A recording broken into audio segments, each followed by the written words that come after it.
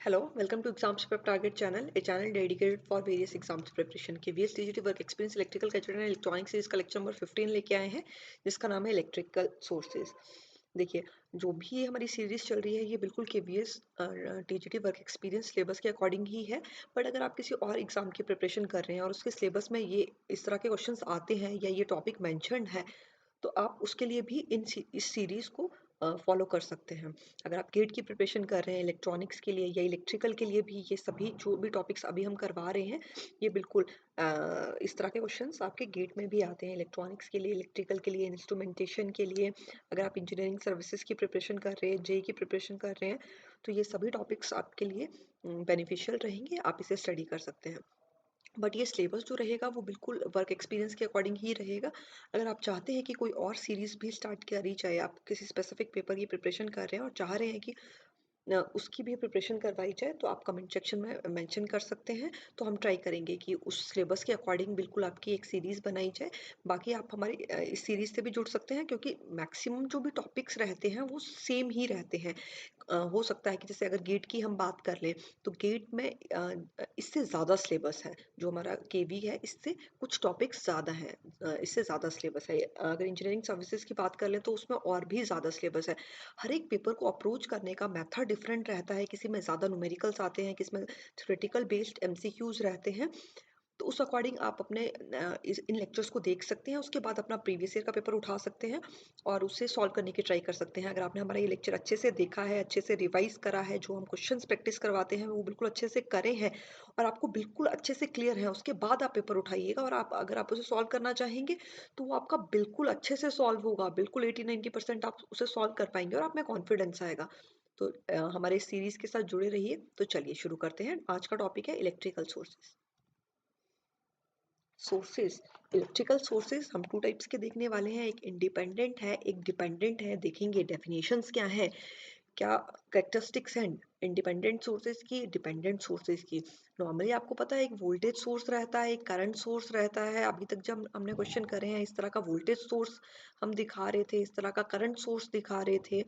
तो यही कुछ इंडिपेंडेंट वोल्टेज सोर्स देखेंगे और इंडिपेंडेंट करंट सोर्स देखेंगे। उसी तरह से डिपेंडेंट सोर्सेज भी देखेंगे। 4 टाइप्स रहेंगे इसके।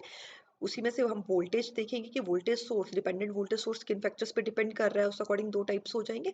और करंट सोर्स भी 2 फैक्टर्स पे डिपेंड करेगा, उस according to dependent current sources हो जाएंगे। तो चलिए शुरू करते हैं। फर्स्ट है डिपेंडेंट सोर्स। डिपेंडेंट सोर्स किस तरह का सोर्स है, देखिए हमने पढ़ा था कि एक्टिव एलिमेंट्स के बारे में हम पढ़ चुके हैं। हमने बिल्कुल एक्टिव एलिमेंट की डेफिनेशन देख ली थी। डिस्क्रिप्शन बॉक्स में आपको उसका लिंक मिल जाएगा, उस लेक्चर का लिंक मिल जाएगा। अगर नहीं देखी है आपने तो जाके उसे देखिए। तभी लेक्चर्स को सीरियल वाइज ही फॉलो कीजिएगा, या फिर अगर आपके कंसेप्ट बिल्कुल अच्छे से क्लियर है, कोई एक टॉपिक है जो पर्टिकुलर आप करना चाहते हैं तो उसे कर भी सकते हैं, उसमें कोई प्रॉब्लम नहीं है। बट आपके कंसेप्ट बिल्कुल अच्छे से क्लियर होने चाहिए। तो चलिए देखते हैं क्या डेफिनेशन है। An ideal independent source is an active element that provides a specified voltage or current that is completely independent of other circuit variables। जो अभी तक हमने कुछ क्वेश्चंस करे हैं जिनमें हमने इस तरह का वोल्टेज सोर्स लगा दिया था, इस तरह का करंट सोर्स लगा दिया था, ये जो थे आपके पास आइडियल इंडिपेंडेंट वोल्टेज सोर्स थे। इनकी वैल्यू किसी भी और सर्किट वेरिएबल पे नहीं डिपेंड कर रही थी। हम कहते थे इसकी V S is equal to, अगर हम 12 वोल्ट कह दिया तो ये 12 वोल्ट ही फिक्स्ड थी। अगर करंट हम 4 एम्पियर का कह रहे थे तो वो 4 एम्पियर ही फिक्स्ड था। ऐसे नहीं था कि ये करंट की वैल्यू किसी और सर्किट वेरिएबल पे डिपेंड कर रही थी। कि सपोज हम कह दें कि 4 आई एक्स है और आई एक्स सर्किट में कहीं मैंशनड है तो वो डिपेंडेंट हो जाता। अभी हम करने वाले हैं, आगे पूरा लेक्चर आप देख लेंगे तो आपके सारे कंसेप्ट क्लियर हो जाएंगे। तो अभी के लिए हम ध्यान रखेंगे कि आइडियल इंडिपेंडेंट सोर्स ऐसा एक्टिव एलिमेंट है जो आपके पास क्या प्रोवाइड करवाएगा, कुछ एनर्जी प्रोवाइड करवा रहा है वोल्टेज या करंट की फॉर्म में, जो completely independent of other circuit variable रहेगी। अभी हम इसकी कैरेक्टरिस्टिक्स पढ़ेंगे, उसके बाद हम कंक्लूड कर पाएंगे कि independent sources does not satisfy Ohm's law since V characteristic is non linear. Characteristics देखते हैं। देन हम ओम्स लॉ क्लियर कर चुके हैं। V is equal to I R रहता है, उसकी कैरेक्टरिस्टिक्स कुछ इस तरह की रहती थी। यहाँ वी आई आई रहता था, यहाँ वी आई रहता था, और एक स्ट्रेट लाइन रहती थी जो ओरिजिन से पास करती थी। इस तरह का कुछ कैरेक्टरिस्टिक्स हमने देखे थे, बिल्कुल हमने प्रीवियस लेक्चर में देखे थे। तो हम देखेंगे कि इस तरह के कैरेक्टरिस्टिक्स नहीं आ रहे हैं, नॉन लीनियर कैरेक्टरिस्टिक्स आएंगे इंडिपेंडेंट सोर्सेज के, देखने वाले हैं हम। चलिए, तो वोल्टेज सोर्स है, करंट सोर्स है, उसी में हम आइडियल इंडिपेंडेंट वोल्टेज सोर्स देखेंगे और प्रैक्टिकल इंडिपेंडेंट वोल्टेज सोर्स देखेंगे। करंट सोर्स में भी हम आइडियल इंडिपेंडेंट करंट सोर्स और प्रैक्टिकल इंडिपेंडेंट करंट सोर्स, जो प्रैक्टिकल है उन्हें हम रियल इंडिपेंडेंट भी कह देते हैं, रियल, वो भी सेम ही थिंग है। Ideal independent voltage source, first topic हम देख रहे हैं। Ideal independent voltage source is one that maintains a constant terminal voltage no matter how much current is drawn from it. इसे समझने की कोशिश करते हैं। देखिए, ये वी एस एक वोल्टेज सोर्स मैंने मेंशन कर दिया, ठीक है, उससे एक करंट जा रहा है जिसे मैं आई सपोज कर रही हूँ। यहाँ लोड रेजिस्टेंस है वो वेरिंग है, आर एल की वैल्यू हम चेंज कर रहे हैं, उस अकॉर्डिंग यहाँ ये आई की वैल्यू भी चेंज हो सकती है।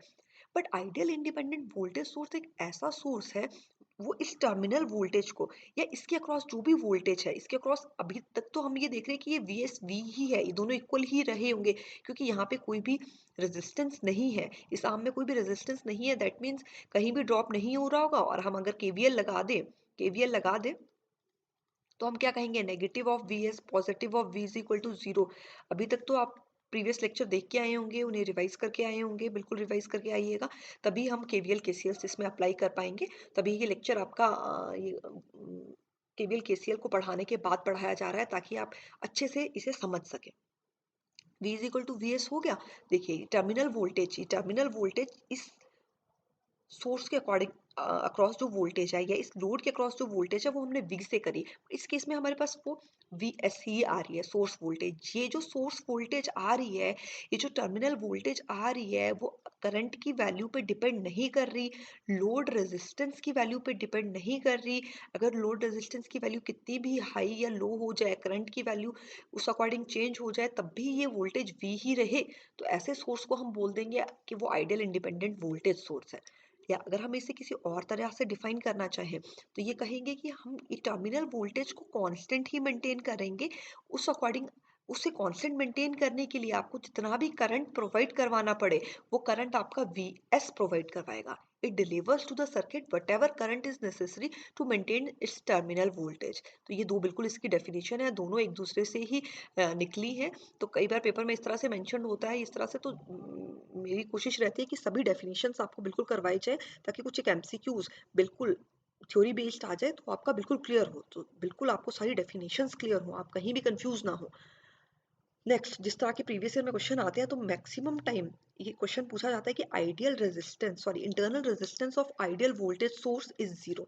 देखिए, अगर हम इसकी डेफिनेशन देख रहे हैं, तो हम कह रहे हैं कि वी एस और वी इक्वल होना चाहिए। देखिए, कैरेक्टरिस्टिक्स में देखिए, आई की वैल्यू हमने क्या कर दी, हाई, जहाँ पे आई की वैल्यू जीरो रही होगी, हम 1 2 3 4 एम्पियर करके आई की वैल्यू इंक्रीज करे जा रहे हैं, तब भी जो टर्मिनल वोल्टेज है, ये वी जो लोड के अक्रॉस है या फिर वी एस के अक्रॉस है, ये वी एस के इक्वल ही रहनी चाहिए। ये वैल्यू आई के इंडिपेंडेंट है। एक कांस्टेंट स्ट्रेट लाइन आ गई, बिल्कुल इस तरह की स्ट्रेट लाइन आ गई जिसकी वैल्यू आई पे डिपेंड नहीं कर रही है। तो ऐसा अगर हमें इस तरह की कैरेक्टरिस्टिक्स चाहिए, ये डेफिनेशन को हमें सेटिस्फाई करना है, तो हम क्या कहेंगे, यहाँ पे कोई भी रेजिस्टेंस नहीं रहा होगा, इंटरनल रेजिस्टेंस इस वी एस का नहीं है।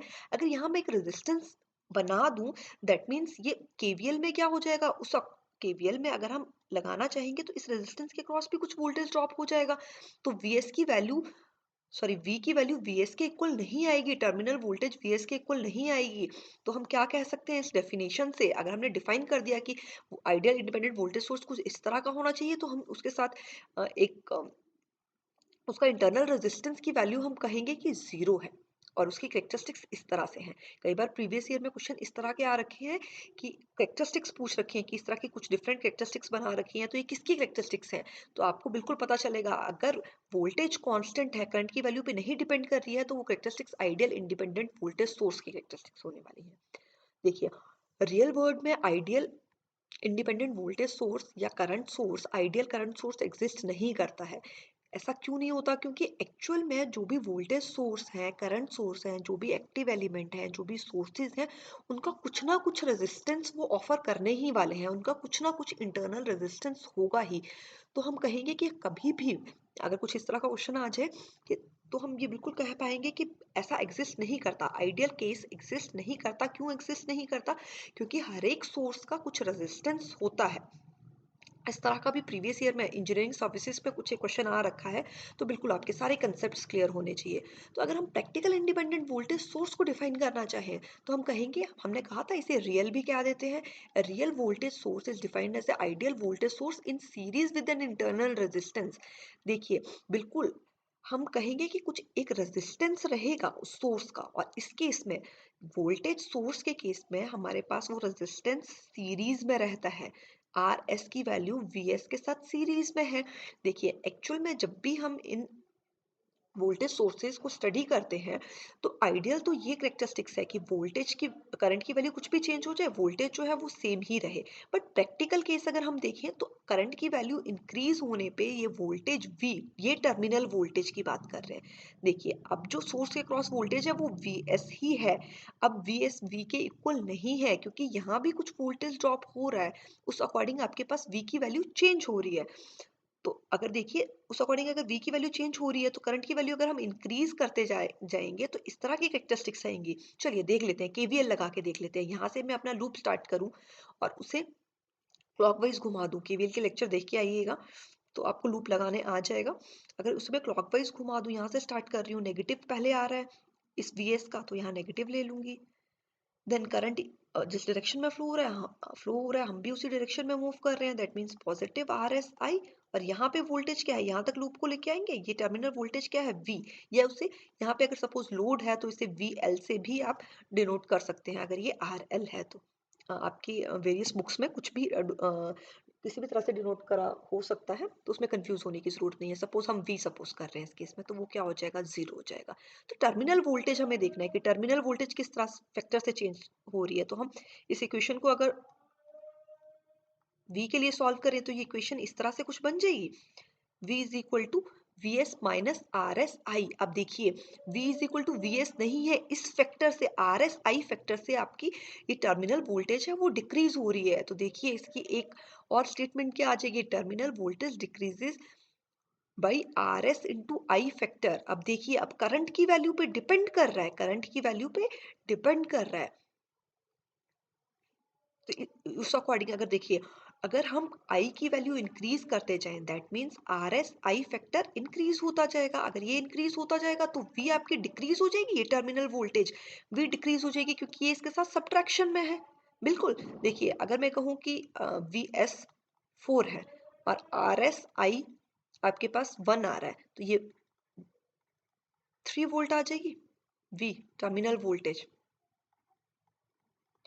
अगर हमारे पास ये वैल्यू 1 थी, अगर ये हम 2 कर दें, अगर हमने इसे इंक्रीज कर दिया, तो वी और डिक्रीज होगी, ये 2 वोल्ट आ गई। तो बिल्कुल ये चीज हमें समझ आती है, हमने मैथमेटिकली भी देख लिया कि अगर हम करंट इंक्रीज कर दें, ये फैक्टर इंक्रीज हो जाएगा, ये फैक्टर इंक्रीज हो जाएगा, तो वी इसके साथ सब्ट्रैक्शन में है, तो टर्मिनल वोल्टेज उस अकॉर्डिंग डिक्रीज हो जाएगी। तो बिल्कुल हम इस ग्राफ को जस्टिफाई कर सकते हैं कि बिल्कुल हाँ, इसी तरह का ग्राफ आने वाला है, अगर करंट की वैल्यू इंक्रीज हो रही है, केवीएल केसीएल के अकॉर्डिंग इसी तरह से रहेगा। अब देखिए, ये इंटरनल रेजिस्टेंस क्या है, ये इंटरनल रेजिस्टेंस की वैल्यू आर एस है। सपोज इस तरह का क्वेश्चन आ जाता है कि एक आपको कोई भी वोल्टेज सोर्स है। देखिए, हम अभी तक जो हम वोल्टेज सोर्स कहते थे या करंट सोर्स कहते थे, हम उन्हें आइडियल ही लेके चल रहे थे, हम उनका कोई भी इंटरनल रेजिस्टेंस नहीं लेके चल रहे थे। हालांकि कुछ इंटरनल रेजिस्टेंस रहेगा, उसका कई बार क्वेश्चन में मेंशन होता है, तो उसको बिल्कुल हम सीरीज में लगाएंगे। क्वेश्चन कई बार इस तरह से आ जाते हैं कि प्रैक्टिकल वोल्टेज सोर्स में क्या रहेगा, एक रेजिस्टेंस, उसका इंटरनल रेजिस्टेंस सीरीज में कनेक्टेड होगा या पैरेलल में होगा, उसकी वैल्यू हाई होगी या लो होगी। तो ये सारे फैक्टर्स हमें पता होना चाहिए। तो पहला हमने देख लिया कि वो सीरीज में होगा। अब देखिए, इसकी वैल्यू हाई होनी चाहिए या लो होनी चाहिए। देखिए, हम कोशिश ये करते हैं कि हमारा आइडियल के अप्रोक्सीमेट ही वैल्यू आए। आइडियल, हम आइडियल वोल्टेज सोर्स ही बनाना चाह रहे हैं, एक्चुअल में आइडियल नहीं एग्जिस्ट करेगा। बट अगर हमें आइडियल बनाना है, दैट मीन्स इस फैक्टर को, are S into I factor को कम रखना पड़ेगा। इसे कम रखने के लिए ही, कम रखेंगे तभी तो वी हमारी जो टर्मिनल वोल्टेज है वो वी एस के इक्वल आएगी। बिल्कुल, अगर हम इसे जीरो कर दें, तब तो ये बिल्कुल इक्वल ही है।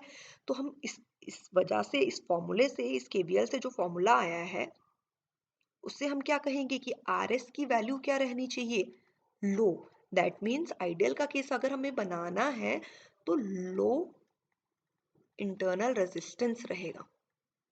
बिल्कुल क्लियर होता है, क्लियर हो जाएगा। वो उसके साथ सीरीज में कनेक्टेड है। तो ये पॉइंट इंपॉर्टेंट है, इसे नोट कर लीजिए या अगली बार जब हमारा वीडियो रिवीजन करने के लिए देखेंगे तब उन्हें याद रखिएगा। अगर आपको याद रह जाता है तो बहुत अच्छी बात है, रिवाइज करिए बार बार, तो ये चीज़ें आपको बिल्कुल याद रहेंगी और आप पेपर में इसे एक्यूरेटली टिक कर सकते हैं।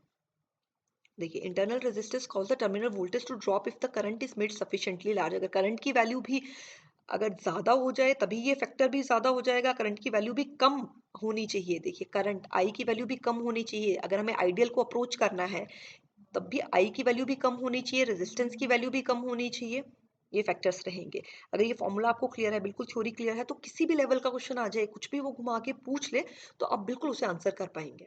As internal resistance become smaller, the real voltage source more closely approaches the ideal source. हाँ, देखिए, ये इंटरनल रेजिस्टेंस कम ही होना चाहिए। अगर ये कम होगा तभी ये फैक्टर कम होगा, तभी V is equal to V S आना चाहिए, और V is equal to V S ही आपके आइडियल केस में आता है। तो बिल्कुल ये चीज़ें आपको क्लियर हो गई होंगी। अगर नहीं होगी हुई होंगी तो वीडियो को फिर से देखिए, बिल्कुल क्लियर हो जाएंगे। कुछ भी डिफिकल्टी नहीं है, फिर भी अगर आपको प्रॉब्लम आती है तो कमेंट सेक्शन में पूछ लीजिए हमसे। देखिए, अब अगर हम इस ग्राफ को अच्छे से स्टडी करना चाहें, नॉर्मली इस तरह का ग्राफ प्रीवियस ईयर में आपको दे रखा था, बट अगर हम इस ग्राफ को फर्दर और स्टडी करना चाहें तो हम देखिए ये इस तरह का ग्राफ बनेगा। कुछ बुक्स में इस तरह का मेंशन है कि जो ये आपकी स्ट्रेट लाइन आ रही है वो इस एक्सिस को, आई आई एक्सिस को कट भी कर रही है। तो ये ऐसा कैसे हुआ? देखिए, अगर सपोज हमने हमने क्या करा, आरएल की वैल्यू इंक्रीज करी। ये जो ग्राफ हम बनाते हैं अभी हम डिस्कस करेंगे, इस ग्राफ में डिफरेंट वैल्यूज ऑफ आरएल हमने देखी। आरएल की वैल्यू हमने डिक्रीज या इंक्रीज कर दी। आरएल सपोज 0 कर दिया और आरएल इनफाइनाइट, एक्सट्रीम केसेस लेके चलते हैं। अगर हमने डिस्कस करा है, हाँ बिल्कुल डिस्कस करा है बेसिक कंसेप्ट्स में, कि अगर आरएल इज इक्वल टू 0 है या आरएल इक्वल टू इनफाइनाइट है तो ओपन सर्किट या शॉर्ट सर्किट किस केस में बनेगा? अगर 0 है दैट मीन शॉर्ट सर्किट है, अगर इनफाइनाइट है तो ओपन सर्किट है। बिल्कुल क्लियर होगा। अगर इनफाइनाइट है आरएल तो करंट की वैल्यू क्या आती है? 0। अगर शॉर्ट सर्किट है तो वोल्टेज की वैल्यू क्या आती है? 0। ये बिल्कुल आपको क्लियर है। देखिए, तो बिल्कुल ये क्लियर होने चाहिए आपको फैक्टर्स। अगर देखिए ये शॉर्ट सर्किट हो गया, इक्वेशन हमारे पास क्या आई थी? V is equal to V S minus R S into I. अगर इस इक्वेशन में ये दो एक्सट्रीम केसेस हम पुट कर दें तो देखिए क्या क्या वैल्यू रहेगी। अगर हमने आर एल की वैल्यू 0 कर दी है, टर्मिनल वोल्टेज आर एल या वी एल में उसे सपोज कर लूँ वो 0 हो चुकी है। ये वी वो टर्मिनल वोल्टेज है या वी एल है जो 0 हो चुकी है, तो हमारे पास V S is equal to क्या आता है? आर एस आई आ जाता है। तो देखिए वी की वैल्यू कहाँ 0 है? यहाँ इस एक्सिस पे, आई एक्सिस पे आपकी v की वैल्यू 0 है। बिल्कुल आपको ग्राफ तो समझ आते होंगे ही। इस एक्सिस पे 0 है, दैट मीन्स अगर मैं इस पॉइंट को देखना चाहूँ तो ये क्या आ जाएगा? करंट की वैल्यू है इस पे, I short circuit will be equal to V S upon R S. ये देखिए, दैट मीन्स यहाँ पे इस पॉइंट पे आपका सर्किट जो है वो शॉर्ट सर्किट हो रहा है। उसी तरह से अगर ओपन सर्किट की बात करें, करंट कहाँ पे 0 आता है? इस v एक्सिस पे करंट की वैल्यू बिल्कुल 0 है। तो आपके इस इक्वेशन में अगर ये पुट करें i की वैल्यू 0 तो v is equal to V S, ये हमारे पास आइडियल केस आ गया। देखिए ये इस तरह से ये रहेगा, ये बिल्कुल हो गया। तो यहाँ पे आप क्या, ओपन सर्किट है। तो इसी तरह से ये ग्राफ डिफरेंट आरएल की वैल्यूज के लिए, यहाँ पे आपके पास आरएल की वैल्यू इनफाइनाइट है, आरएल की वैल्यू आपने 0 करी, यहाँ पे 0 करी, यहाँ पे इनफाइनाइट है। उनकी वैल्यू अगर इन बिटवीन रखेंगे तो इस तरह की लाइन आने वाली है। अब देखिए उसी तरह से अगर हम इसका मिडल पॉइंट देख लें तो इस मिडल पॉइंट पे आरएल लोड रेजिस्टेंस बिल्कुल इक्वल रहेगा इस सोर्स रेजिस्टेंस के मिडल पॉइंट में, क्योंकि ये एक लीनियर लाइन है। अगर लीनियर लाइन है तो आरएल इसके मिडल पॉइंट पे RL will be equal to RS रहा होगा। इसे पढ़ लेते हैं क्या है। लीनियर इक्वेशन आ रही है, वी आई और आई आर, प्लॉट जो है वो स्ट्रेट लाइन है। हर एक पॉइंट जो हमने इस ग्राफ में मेंशन कर रखा है वो different value of R L के लिए मेंशन करा है। अभी हमने देखा different value of are L है, हमने इनफाइनाइट करा, 0 करा, इन बिटवीन डिफरेंट वैल्यूज करी होंगी, उस अकॉर्डिंग करंट चेंज हुआ होगा, उस अकॉर्डिंग वोल्टेजेस आई होंगी। देखिए मिडल पॉइंट पे क्या है, स्ट्रेट लाइन कब होगा? जब आर एल की value internal resistance R L के इक्वल हो जाएगी। अगर उसी पॉइंट पे हमें अगर लोड वोल्टेज या फिर टर्मिनल वोल्टेज V निकालनी होगी तो वो V S by two exactly half रही होगी। यहाँ पे क्या है, V is equal to V S है, यहाँ पे वैल्यू रही होगी हाफ। किस तरह से? अगर इस फॉर्मूले में हम पुट करना चाहें, ये फॉर्मूला आ रहा है, इसमें अगर पुट करना चाहें तो आ सकता है। देखिए ये वी या फिर वी एल लोड रेजिस्टेंस, ये क्या है, आई इंटू आर एल रहेगा। अगर लोड रेजिस्टेंस आर एल भी मेंशन्ड है तो ये वैल्यू रही होगी। अगर इस इक्वेशन में पुट कर देंगे तो ये क्या आ जाएगा, I R L is equal to V S minus of R S I. हम कौन सा मिडल पॉइंट के लिए देख रहे हैं, that means R S is equal to R L है। ये वैल्यूज पुट कीजिए यहाँ पे, देखिए किसी भी वैल्यू को पुट कर लीजिए। यहाँ पे अगर मैं आर एल को आर एस पुट कर रही हूँ, ये ट्वाइस हो जाएगा, और ये वैल्यू क्या है,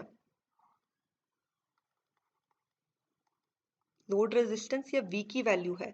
दैट मीन्स आपकी जो भी टर्मिनल वोल्टेज है वो हाफ हो गई सोर्स वोल्टेज के। देखिए सोर्स वोल्टेज तो कांस्टेंट ही है, सोर्स कितनी वोल्टेज दे रहा है, अगर 12 वोल्ट दे रहा है तो वो उतनी ही रहेगी, वो 9 वोल्ट दे रहा है, 4 वोल्ट दे रहा है, वो उतनी ही रहेगी। बट टर्मिनल वोल्टेज उसके अक्रॉस, क्योंकि एक रेजिस्टेंस भी एक्ट कर रहा है, तो टर्मिनल वोल्टेज ही चेंज होने वाली है। एक पॉइंट पे वो इक्वल आ रही है, किसी एक पॉइंट पे हाफ आ रही होगी, किसी पॉइंट पे वो जीरो आ रही है। जैसे यहाँ इक्वल है, यहाँ हाफ हो गई terminal voltage, half of V S, और इस पॉइंट पे तो जीरो आ गई। उसी अकॉर्डिंग आपकी ये लाइन बन रही है। बाकी इसमें वही मेंशन्ड है कि हमने एक में ओपन सर्किट करके देखा, एक में शॉर्ट सर्किट करके देखा, और उस अकॉर्डिंग आपने करंट्स या वोल्टेजेस की वैल्यूज यहाँ देख ली। तो आपको बिल्कुल ये समझ आ चुका होगा। चलिए नेक्स्ट पढ़ते हैं ideal independent current source. Ideal independent current source क्या है, ऐसा करंट सोर्स जो करंट की वैल्यू कांस्टेंट रखे। ये आई एस है, यहाँ पे टर्मिनल की अगर हम वैल्यू आई कर दें तो इस लोड रेजिस्टेंस की वैल्यू भी चेंज हो, या इस वोल्टेज की वैल्यू, टर्मिनल वोल्टेज की वैल्यू भी अगर चेंज हो जाए, तब भी load resistance sorry terminal current की वैल्यू आई ही रहे, वी के इंडिपेंडेंट है, आर एल के इंडिपेंडेंट है, तो ऐसे करंट सोर्स को हम आइडियल इंडिपेंडेंट करंट सोर्स कह देंगे। It delivers a constant current regardless of load resistance. R L की वैल्यू चेंज भी हो जाए तब भी वैल्यू कांस्टेंट है करंट की value to which it is connected और the voltage across its terminal. V की वैल्यू चेंज हो जाए, आर एल की वैल्यू चेंज हो जाए, तब भी टर्मिनल करंट आई की वैल्यू सेम ही रहेगी। या फिर और तरह से डिफाइन करना हो तो it provides the whatever voltage that is required to maintain designated current. Designated current का क्या मतलब है कि ये 4 वोल्ट है, सॉरी 4 एम्पियर है, तो यहाँ 4 एम्पियर ही रहे, कांस्टेंट करंट ही रहे। उस कांस्टेंट करंट को मेंटेन करने के लिए जितनी भी वोल्टेज आपको चाहिए होगी वो आपको ये सोर्स प्रोवाइड करवा देगा। अब अगर हम इसके इंटरनल रेजिस्टेंस की बात करेंगे तो इसका इंटरनल रेजिस्टेंस इनफाइनाइट रहता है। यहाँ पे ये ओपन सर्किट है, that means internal resistance infinite है। इन डेफिनेशंस को जस्टिफाई करने के लिए इसका इंटरनल रेजिस्टेंस बिल्कुल इनफाइनाइट ही आने वाला है। अगर ऐसा नहीं होगा तो कुछ वोल्टेज ड्रॉप यहाँ होगा, यहाँ पे कुछ करंट यहाँ जाएगा, और जो ये आउटपुट करंट या टर्मिनल करंट है उसकी वैल्यू कुछ डिक्रीज होने वाली है। तो आइडियल केस में तो हमने कह दिया इन्फिनिटी, बट एक्चुअल में तो कुछ ना कुछ रेजिस्टेंस रहा होगा, वो फाइनाइट रेजिस्टेंस रहेगा। तो हम चलिए उसे डिस्कस करते हैं। तो प्रैक्टिकल इंडिपेंडेंट करंट सोर्स क्या है। एक practical independent current source is defined as a ideal current source in parallel with an internal resistance RP. देखिए प्रीवियस जो हमने वोल्टेज सोर्स कहा था उसमें हमने सीरीज कहा था, इस केस में हम पैरेलल कह रहे हैं, parallel resistance. Ideal current source के साथ एक पैरेलल रेजिस्टेंस, अब उसे हम आरपी से डिनोट कर रहे हैं। प्रीवियस केस में आर एस से, क्योंकि वो सीरीज था इसलिए हमने आर एस से कर दिया था। आप आर से भी कर सकते हैं, स्मॉल आर से कर सकते हैं, आपकी खुद की मर्जी है, बट आप ये ध्यान रखेंगे कि वो सीरीज है, इस केस में आपके पास पैरेलल है। Parallel current source delivers energy at specified current I which depends upon voltage source। अब इस केस में आपके पास V पे डिपेंड करने वाला है। ये जो टर्मिनल करंट I है ये V की वैल्यू पे डिपेंड करेगा। V की वैल्यू अगर 0 है तो आपका पास आइडियल केस आ जाएगा, अगर V की वैल्यू इंक्रीज हो रही है उस अकॉर्डिंग आपका करंट डिक्रीज हो रहा है। लगाएंगे KVL KCL यहाँ पे और ये फाइंड आउट करने की ट्राई करेंगे। अब देखिए प्रीवियस हमने केस में क्या कहा था कि इंटरनल रेजिस्टेंस जो था वो कम होना चाहिए वोल्टेज सोर्स के केस में। इस केस में आपके पास पैरेलल तो है, वो हाई होना चाहिए क्योंकि हम आइडियल को अप्रोच करना चाहते हैं, और आइडियल के केस में क्या है, इनफाइनाइट है, इसलिए ये वैल्यू हाई रहेगी। Ideal current source and ideal voltage source do not exist in reality because all sources have finite internal resistance। बिल्कुल मैं आपसे ये डिस्कस कर चुकी, ये एक्चुअल में रियलिटी में एग्जिस्ट नहीं करेंगे क्योंकि फाइनाइट रेजिस्टेंस उनका रहेगा, कुछ वैल्यू लो वैल्यू या हाई वैल्यू इंटरनल रेजिस्टेंस की रहेगी, लो वैल्यू रहेगी। वोल्टेज सोर्स के केस में हाई वैल्यू रहेगी करंट सोर्स के केस में। तो इस तरह से ये आपकी वैल्यूज चेंज होने वाली है। तो देखिए ये आपके पास सर्किट पड़ा है, अब देखते हैं कि इस ग्राफ को हम जस्टिफाई कर पाएंगे या नहीं। देखिए सपोज ये आरपी है, पैरेलल में लग रखा है, ये लोड रेजिस्टेंस है आरएल, इसकी वैल्यू चेंज हो रही है, ये टर्मिनल वोल्टेज वी है, यही वोल्टेज आपके आरपी के अक्रॉस भी रही होगी और आरएस के अक्रॉस, सॉरी आईएस के अक्रॉस भी रही होगी, क्योंकि तीनों कंपोनेंट्स आपस में पैरेलल में है। अब देखिए टर्मिनल करंट को तो हम आई से डिनोट कर रहे हैं, सोर्स करंट को आई एस से डिनोट कर रहे हैं, इस ब्रांच में जो करंट जा रहा है पैरेलल है तो कुछ डिफरेंट रहा होगा, तो उसे हम आई डैश से सपोज कर रहे हैं।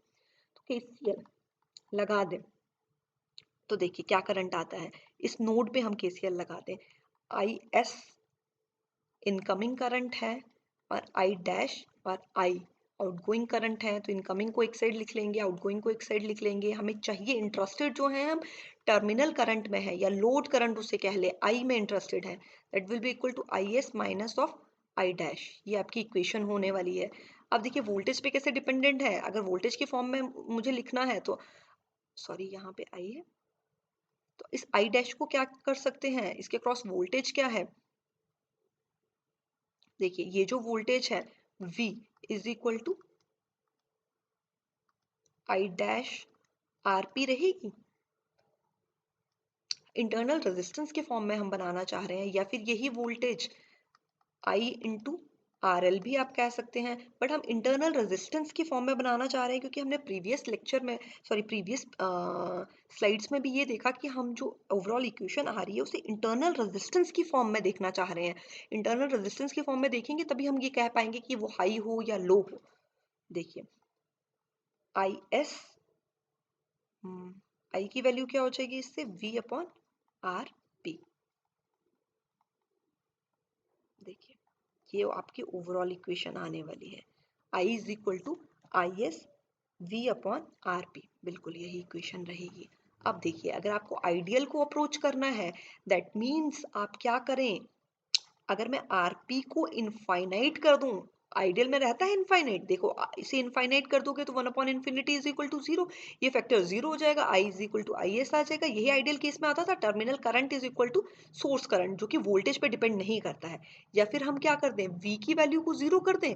वी की वैल्यू को 0 करने का क्या मतलब है, शॉर्ट सर्किट कर रहे हैं, डिस्कस करेंगे अभी आगे हम, इसे शॉर्ट सर्किट कर दें तब भी ये I is equal to I S हो जाए। तो इस तरह के सारे कंसेप्ट आपको क्लियर होने चाहिए, आपको ये इक्वेशन बनानी आनी चाहिए, फिर किसी भी फैक्टर पे वो डिपेंडेंट है, क्वेश्चन कुछ भी पूछ ले, वो वी की वैल्यू पे डिपेंडेंट, आरपी की वैल्यू पे डिपेंडेंट, आपके सभी क्वेश्चंस बनने वाले हैं।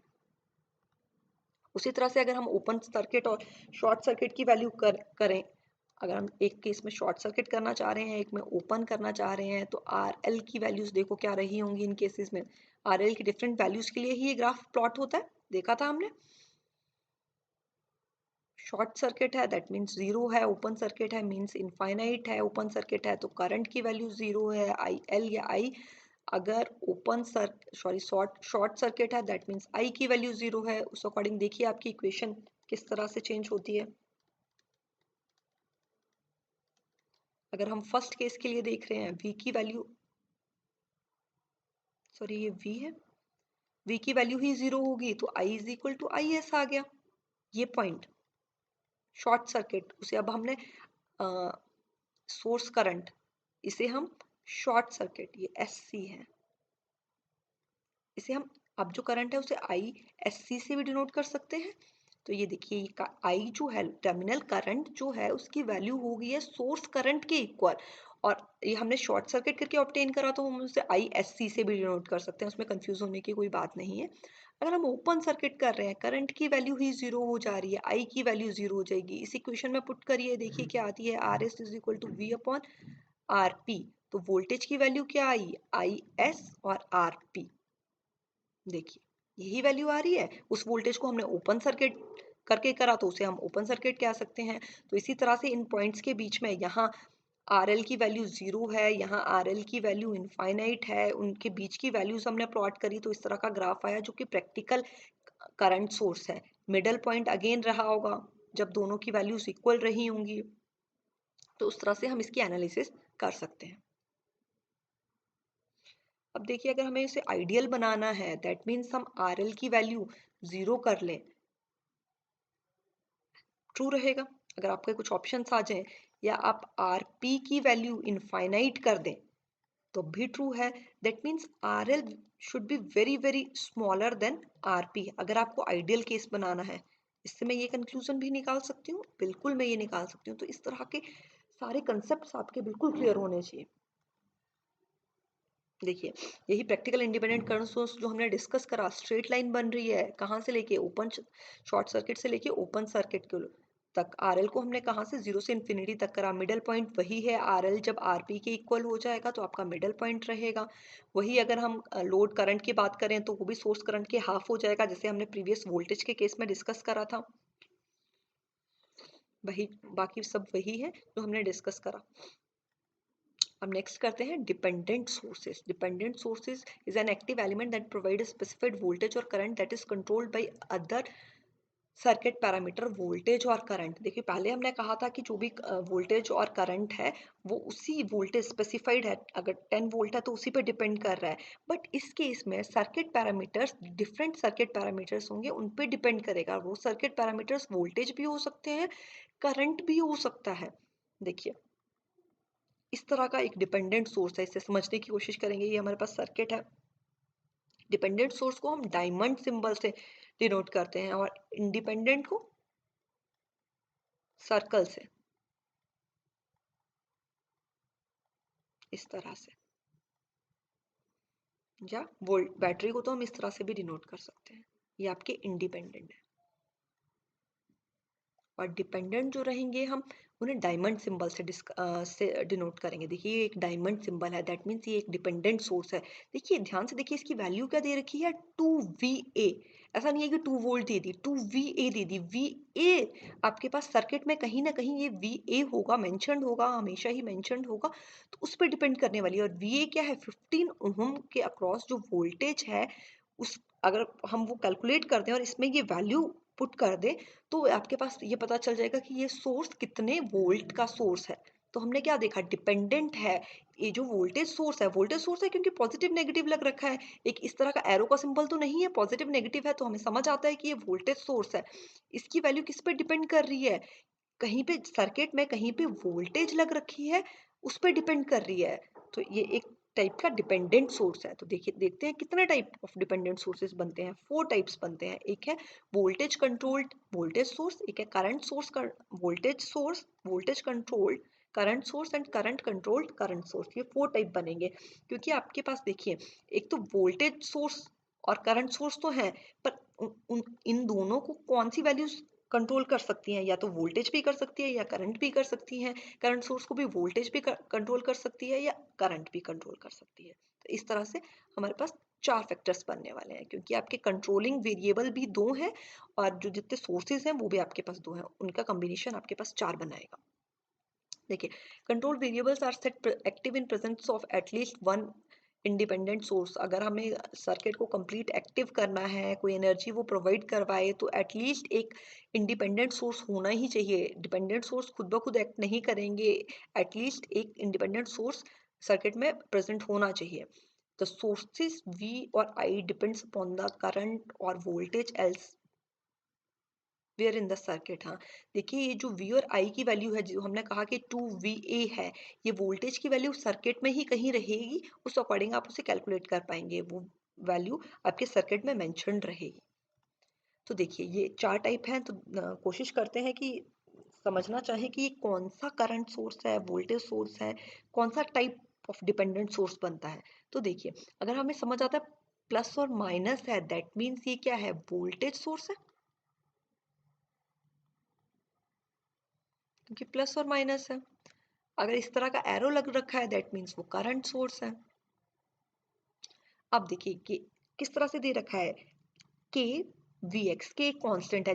जैसे हमने प्रीवियस अभी जो डिस्कस करा, हमने कहा कि 2VA थी, तो एक के कांस्टेंट है। 2 हो सकता है, 3 हो सकता है, 7 हो सकता है, कुछ भी, 0.1 हो सकता है, कुछ भी हो सकता है।